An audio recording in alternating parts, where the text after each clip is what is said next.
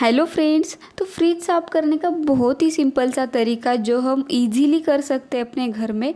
तो फ्रिज चाहे छोटा हो या बड़ा हो, फ्रिज का डीप क्लीनिंग हर 4-6 महीने में करना बहुत ज़रूरी है।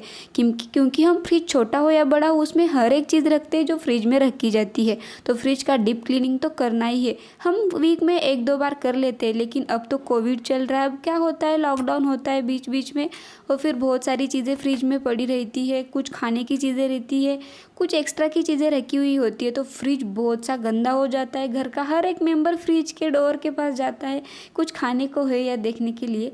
तो यही सब कुछ होता ही रहता है हर घर में। तो फ्रिज के कुछ ऐसे पार्ट्स होते हैं जिसे क्लीन करना बहुत ज़रूरी होता है। तो यही हम देखेंगे कि फ्रिज छोटा हो या बड़ा हो, तो इसके हर एक छोटे छोटे टिप्स के साथ आपको इतना सिंपल सा तरीका बताऊंगी कि आप मतलब इजीली अपने घर में अपने फ्रिज को साफ़ कर पाएंगे। कोई बदबू है या फिर फ्रिज अच्छे से कोई दाग धब्बे है तो भी वो इजीली निकल जाएंगे। तो उसके लिए हम सॉल्यूशन घर में ही बनाएंगे।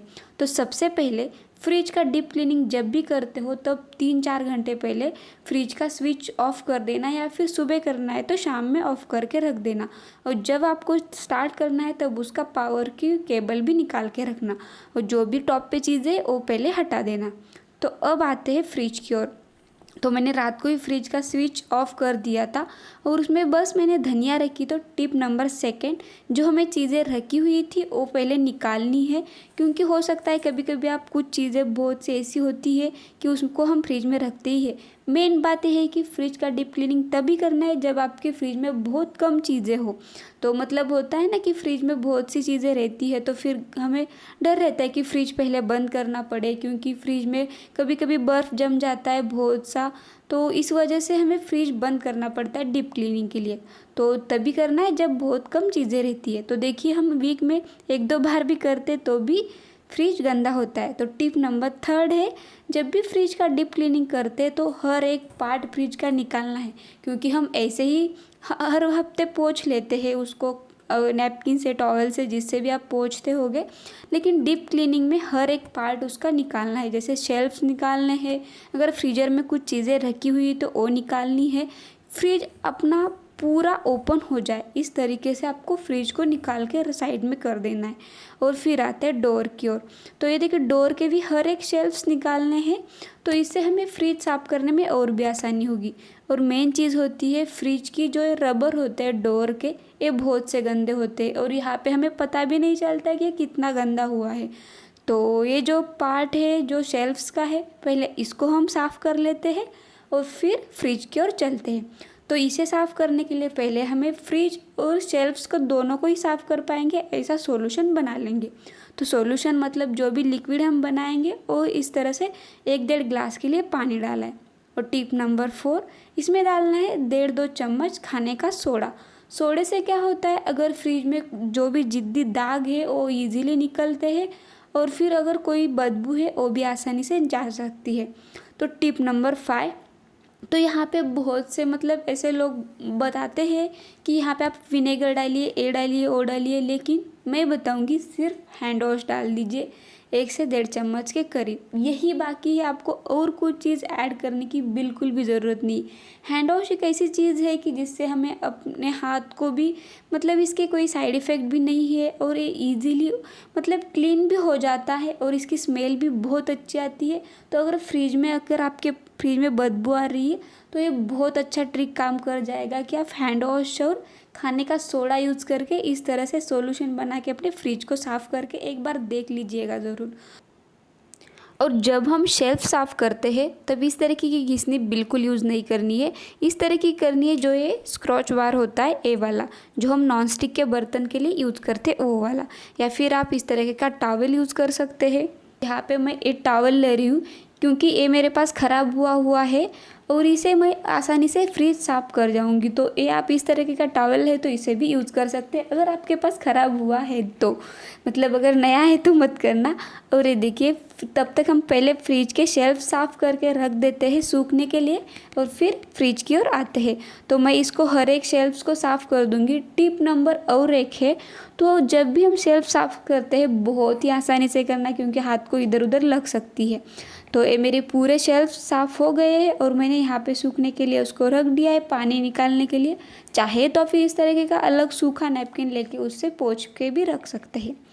तो अब आते हैं फ्रिज का मेन पार्ट, जो फ्रिज को हम मेन डीप क्लीनिंग करेंगे।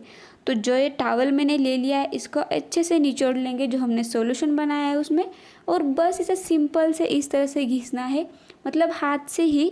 जो ये टॉवल है जो इस, या फिर आप चाहे तो यहाँ पे ब्रश, जो टूथब्रश होते ख़राब हुए पुराने, तो उससे भी कर सकते हैं, तो इजीली हो जाता है। तो ये सॉल्यूशन ही इस तरीके का है, इसमें खाने का सोडा और जो हैंड वॉश है बहुत ही इजीली क्लीन हो जाता है, ये देखिए। और ये जो टॉवल है इस तरीके का, तो इसका थोड़ा सा कैसा कपड़ा, मतलब एग्जैक्टली फाइबर की तरह ही होता है, लेकिन इससे कुछ क्रैशेस वगैरह नहीं आते हैं। तो ये बहुत ही आसानी से हम इसे साफ़ कर सकते हैं। तो फ्रिज का पार्ट जो जहाँ से ऊपर से लेकर नीचे तक पूरा क्लीन करना है हमें। इसे आसानी से 1-2 बार अगर आप करेंगे तो पूरा आपका फ्रिज एकदम चमक जाएगा, नए की तरह चमकेगा। और हाँ, फ्रिज का एक मेन पार्ट होता है जो फ्रीजर। तो फ्रीजर में जो छोटे फ्रिज होते हैं मेन, तो उसी में बहुत जल्दी बर्फ़ जम जाती है एज़ कम्पेयर जो डबल डोर वाले फ्रिज होते हैं। तो उसमें जैसे कि फ्रिज जम जाती है, तो आपको मैंने पहले ही बता दिया कि जब डीप क्लीनिंग करना हो तो शाम में या 2-3 घंटे पहले तो कम से कम आपको फ्रिज बंद करके रख देना है। तो ये देखिए एक ही फ्लैश में कितना मतलब क्लीन दिख रहा है।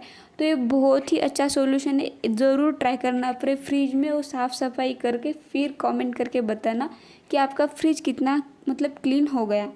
तो ये देखिए कुछ इस तरह से मैंने एक बार कर लिया और एक बार करेंगे तो मतलब अभी तो पूरा क्लीन हो चुका है, लेकिन मतलब ये जो साइड्स में यहाँ पे ऊपर दिखा रही है देखिए, तो हर एक मतलब चीज़, हर एक कोना कोना फ्रिज का हमें साफ़ करना है, इसी को तो डीप क्लीनिंग कहेंगे।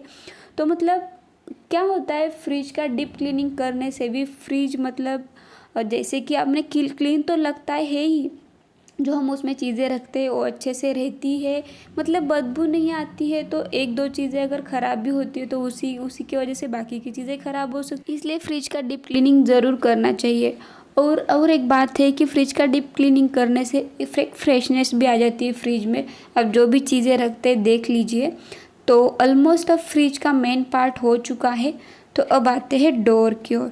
तो जब भी आप फ्रिज का डोर साफ़ करेंगे तो मेन पार्ट है, जैसे मैंने पहले बताया, डोर के साइड से जो बेल्ट होते हैं वो बहुत से गंदे हो जाते हैं और वो हमें दिखते नहीं है आसानी से, इसलिए पता भी नहीं होता है कि उसमें कितनी गंदगी जा चुकी है। इस रबर को किस तरह से साफ़ करेंगे, चाहे तो आप वो एक स्प्रे बॉटल लेके उसमें जो हमने सॉल्यूशन बनाया उस स्प्रे करके भी पोंछ सकते हैं, या फिर टूथब्रश से भी पोंछ सकते हैं, या फिर इस तरह से जो हमने टॉवल लिया है उससे भी आसानी से पोंछ सकते हैं।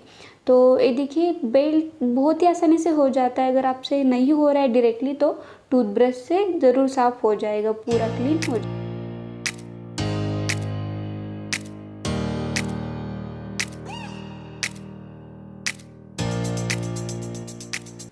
तो डोर के सेल्फ में भी क्या होता है, बॉटल्स रखे हुए होते हैं, तो बॉटल्स के नीचे वाला जो बॉटम वाला पार्ट होता है वहाँ पे पीले पीले दाग लग जाते हैं डोर को, तो वो भी क्लीन करने बहुत ज़रूरी होते हैं। अगर वो भी आपसे निकल नहीं रहे तो ये सॉल्यूशन से ज़रूर निकल जाएंगे, वरना फिर 1-2 बार आप कर देना, या फिर थोड़ा सा नींबू का रस भी डाल सकते हैं।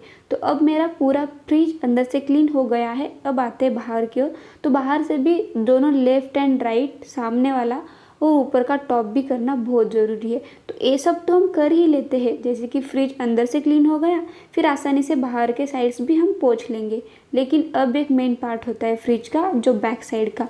तो बैक साइड में एक यहाँ पे पीछे छोटा सा पॉट रखा हुआ होता है, तो इसमें पानी जम जाता है, तो ये भी बहुत गंदा हो जाता है, तो उसे भी क्लीन करना बहुत ज़रूरी है। तो ये देखिए ऑलमोस्ट अब फ्रिज पूरा हो चुका है क्लीन।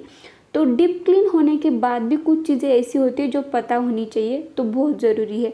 तो अब तो हमारी क्लीनिंग मतलब यहाँ की फ्रिज की हो गई, तो अब बहुत ज़रूरी है कि हमें एक सूखा कपड़ा लेना है और फ्रिज को पूरा सूखे कपड़े से भी एक बार पोंछ लेना है, क्योंकि हमने सोडा और जो हैंड वॉश का लिक्विड बनाया था वो भी अगर मतलब कहीं पे हमें बाद में जब चीज़ें रखेंगे तो उसकी स्मेल ना लग जाए। तो ये देखिए फ्रिज कितना चमक रहा है, अब आपको दिखा देते हैं।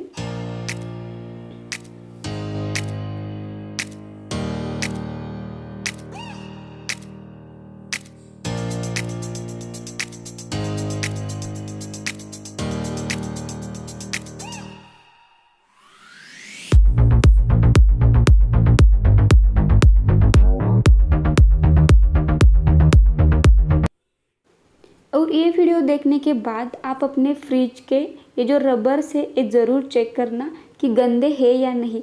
ज़रूर होंगे, अगर नहीं है तो बहुत अच्छी बात है, अगर गंदे हैं तो अभी जाके साफ़ कर लीजिए।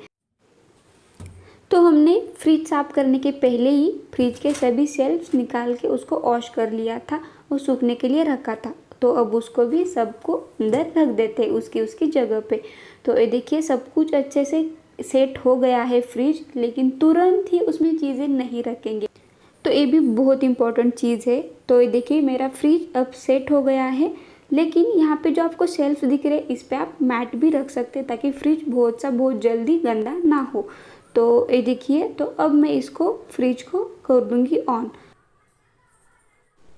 और आपको फ्रिज अंदर से दिखा भी देती हूँ। तो देखिए एकदम नया सा चमक रहा है और जो भी अगर बदबू भी होती है तो पूरी गायब हो जाती है। तो देखिए एकदम नया सा चमक रहा है फ्रिज। अब इसको ऑन करने के बाद आधे एक घंटे के बाद फिर आप अपनी चीज़ें फ्रिज में रख सकते हैं। तो अब और एक इम्पॉर्टेंट और मेन बात है, इसके पहले भी मैं बहुत बार बता चुकी हूँ और अब तो बताऊँगी ही। तो फ्रिज के टॉप पे बहुत ज़्यादा भारी चीज़ें बिल्कुल मत रखना। तो कैसे लगा आपको आज का ये वीडियो? अगर अच्छा लगा होगा तो चैनल को सब्सक्राइब और बेल आइकन को हिट करना मत भूलिए ऐसे ही हेल्पफुल वीडियोस देखने के लिए।